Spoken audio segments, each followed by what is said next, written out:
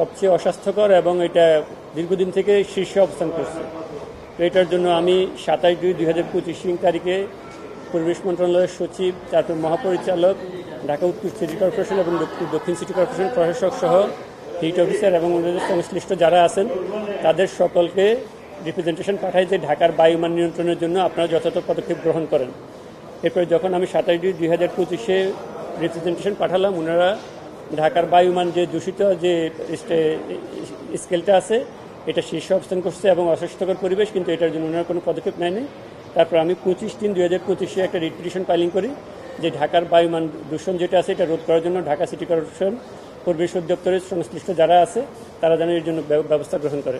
তো আজকে এটা আমাদের মাননীয় বিচারপতি কাজী জিন্নাত হক এবং মাননীয় বিচারপতি আইনুন নাহার সিদ্দিকা ওনাদের বেঞ্চে আজকে 131 নম্বর আইটেমে আজকে আমরা এটা রিট মোশন হিয়ারিং করি।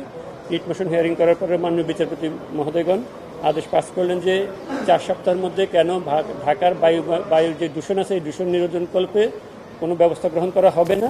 আর হচ্ছে আমি যে রিপ্রেজেন্টেশনগুলো দিছি এগুলো নিষ্পত্তি করার জন্য ডাইরেকশন দিছে, যেগুলো অন মেরিটে নিষ্পত্তি করার জন্য। এই হচ্ছে আমাদের আজকে ঢাকা সিটি কর্পোরেশনের যে বায়ু দূষণ আছে সেই বায়ু দূষণ ব্যাপারে মাননীয় আদালতের নির্দেশ। সেটার মধ্যে সেটা হচ্ছে ইটবাটা বেজ, যে ঢাকার দুই পাশে যে ইটবাটাগুলো আছে ওই ইটবাটা এবং নদী দূষণ কল্পে সেটা মঞ্জুর মোর্শেদ স্যার করছিল। সেটা ইটবাটা এবং এই যে ঢাকার যে নদী দূষণ এটা সরকার করছিল। আর আমি যেটা করছি সেটা হচ্ছে স্পেসিফিক শুধুমাত্র বায়ু দূষণ রোধ কল্পে। উনারটা হচ্ছে ইটবাটা